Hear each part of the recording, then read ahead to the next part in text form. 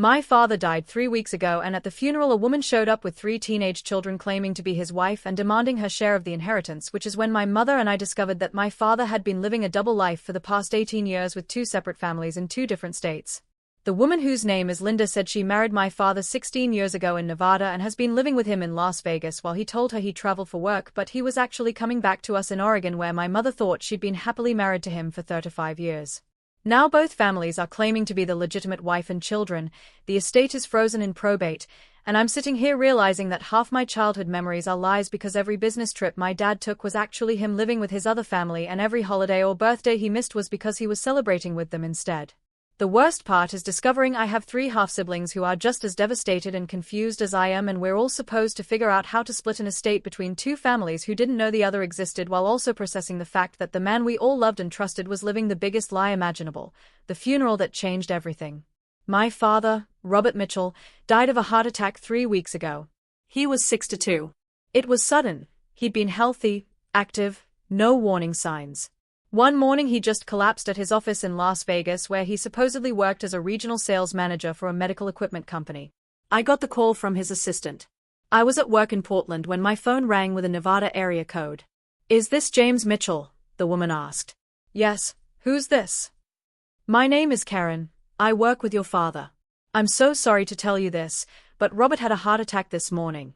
They rushed him to the hospital, but they couldn't save him. He passed away about an hour ago."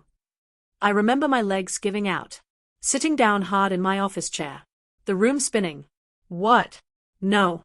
That's not possible. I just talked to him last week. I'm so sorry for your loss.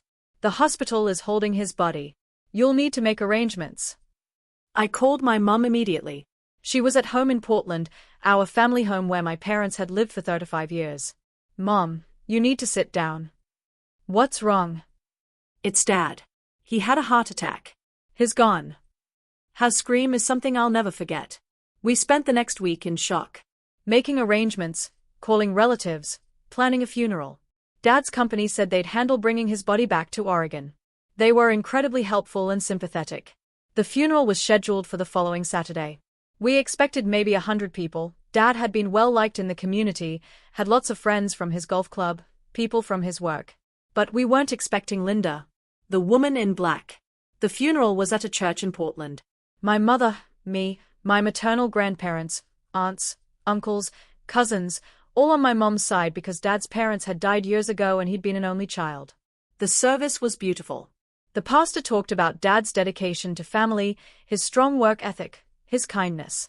My mother gave a tearful eulogy about their 35 years of marriage. I spoke about what a great father he'd been, how he'd coached my little league team, taught me to drive, helped me through college. Everything was normal until a woman walked in late.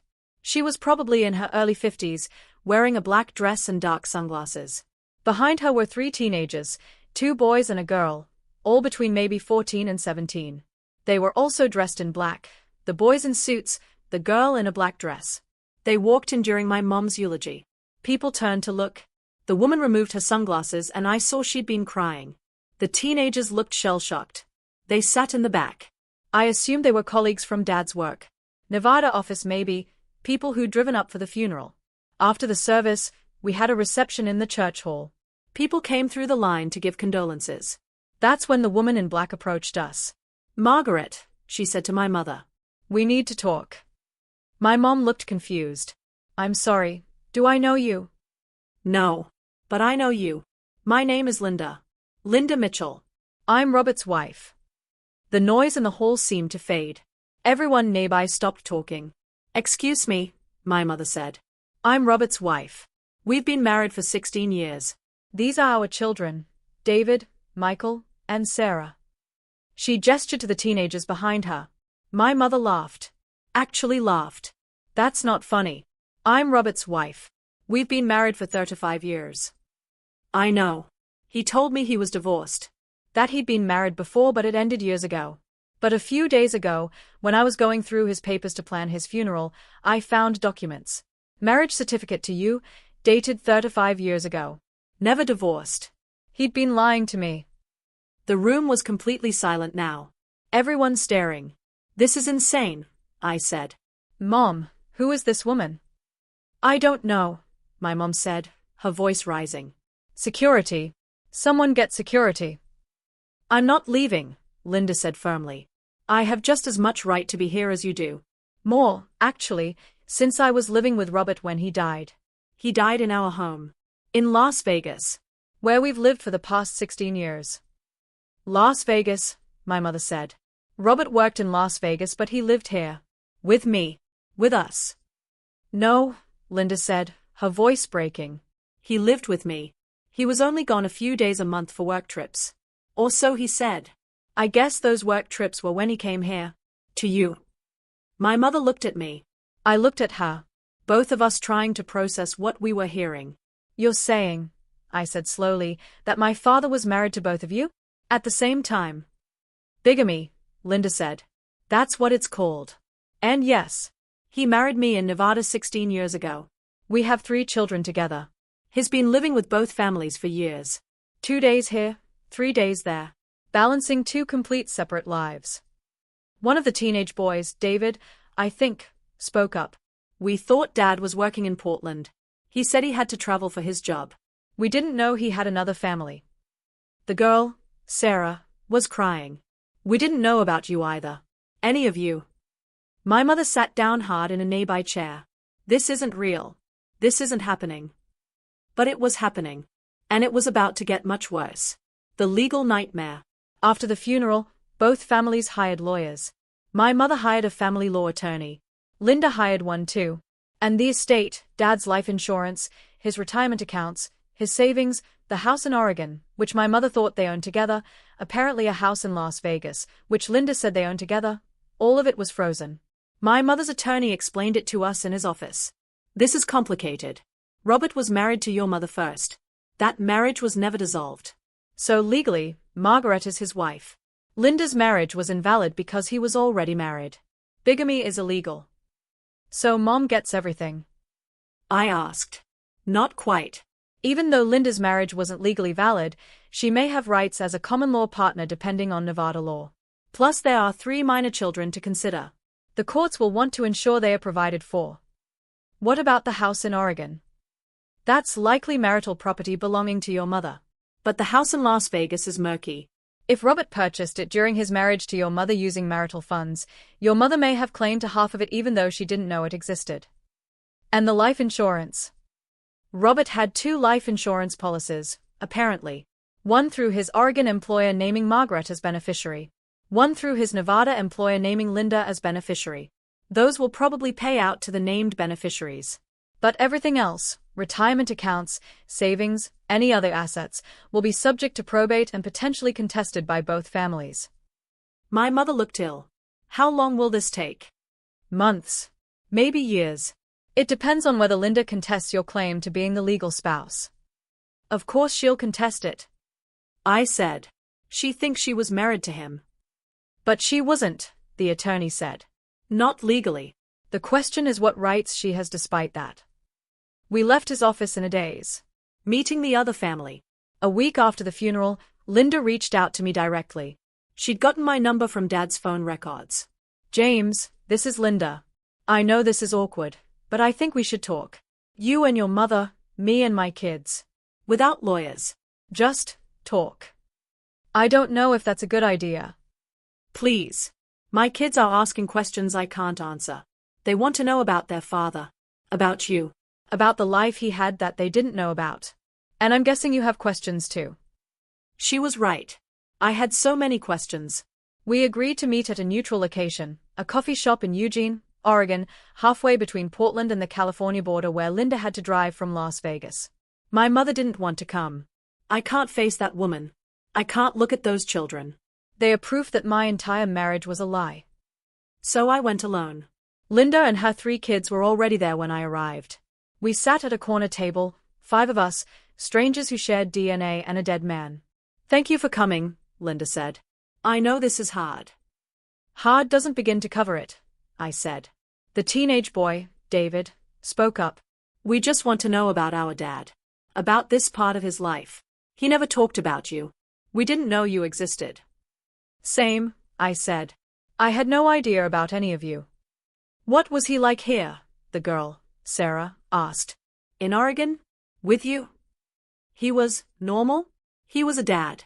He came home from work trips, we'd have dinner together, he'd help me with homework when I was younger.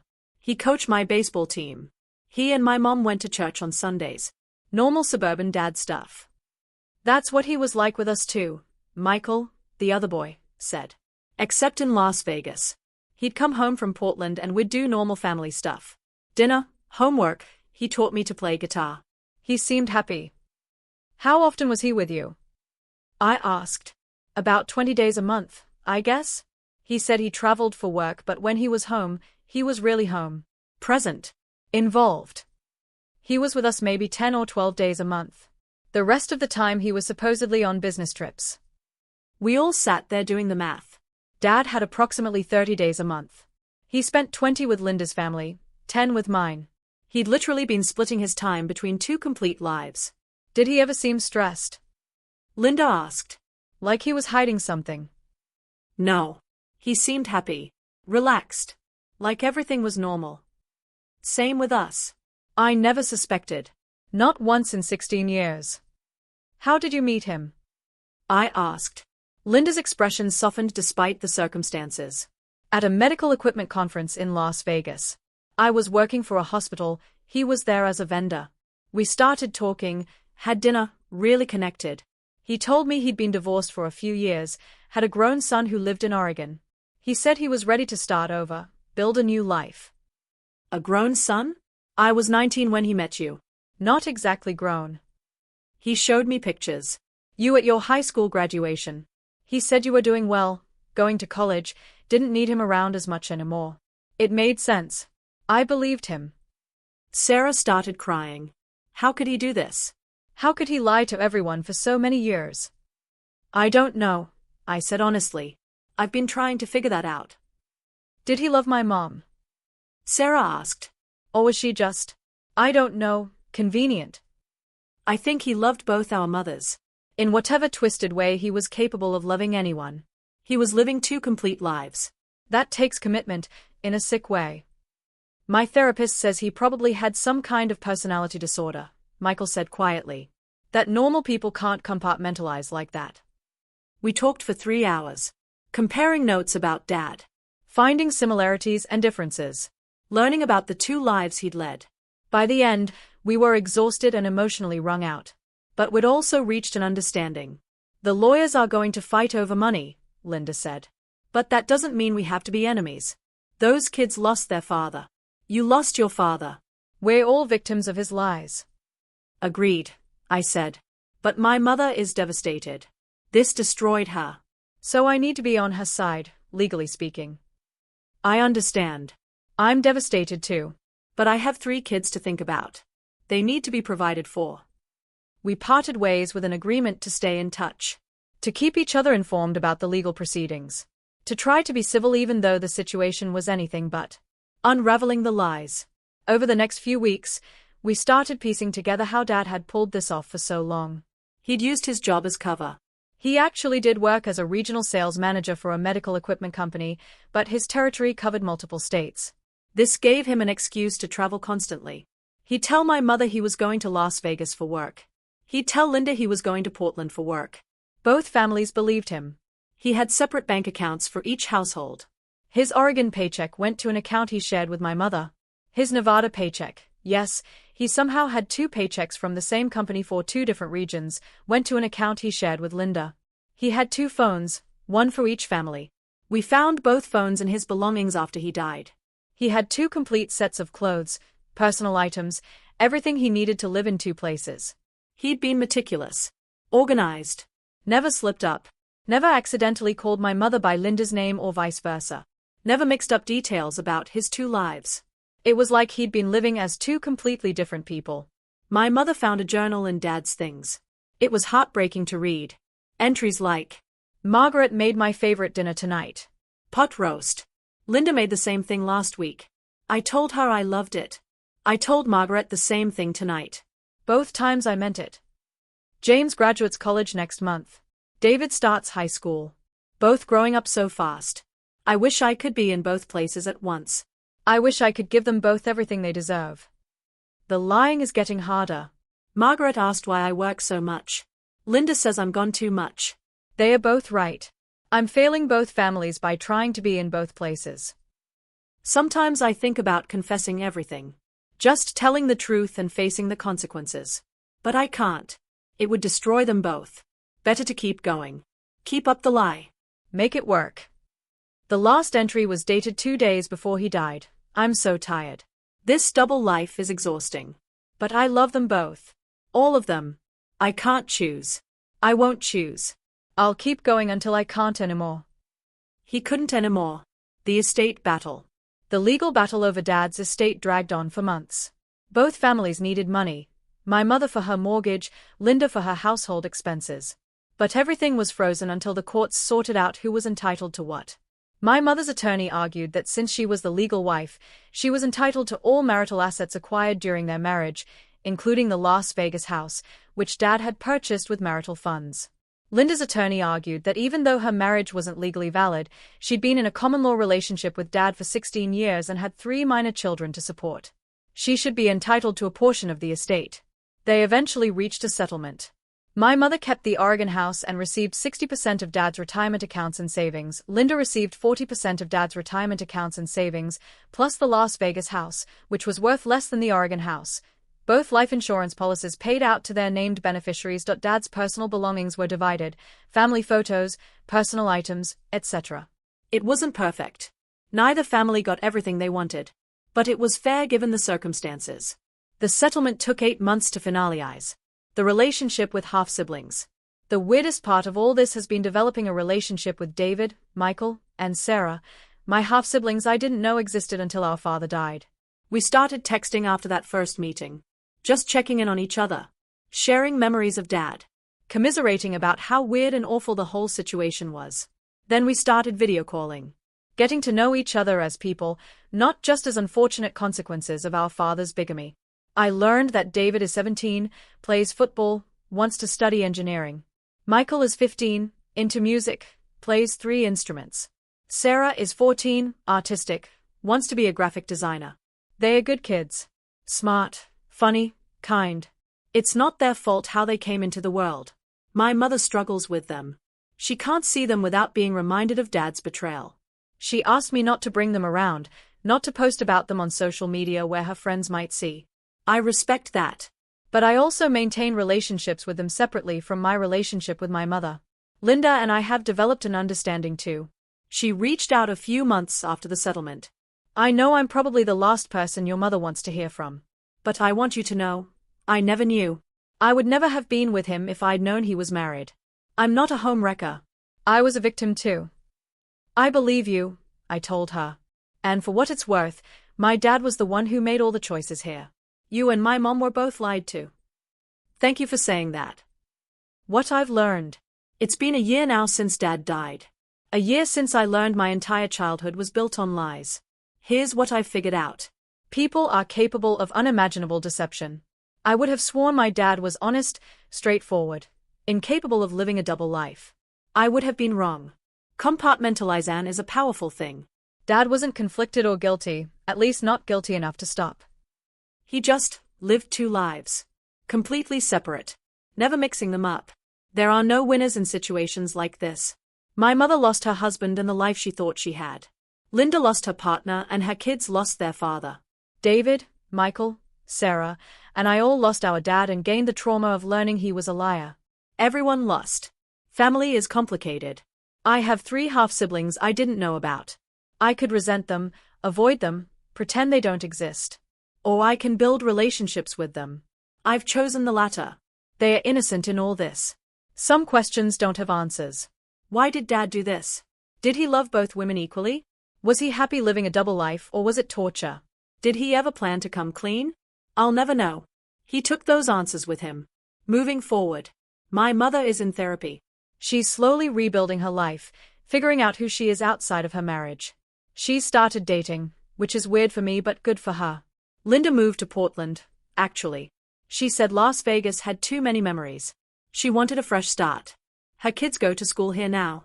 We see each other occasionally, awkward family dinners where we all pretend this is a normal blended family situation and not the result of bigamy and decades of lies. David is applying to colleges. I've been helping him with his applications. He wants to study civil engineering. He's brilliant. Michael is teaching me guitar. I'm terrible at it, but it's a bonding thing. Sarah sends me her artwork sometimes. She's incredibly talented. It's weird. It's complicated. But it's my life now. I have 3 half-siblings I didn't know about a year ago. I have a relationship with my father's other wife. My childhood memories are tainted by the knowledge that half the time, Dad wasn't really with us, he was thinking about his other family. But I'm making peace with it. Slowly. Because the alternative is letting Dad's lies poison the rest of my life, and I refuse to give him that power.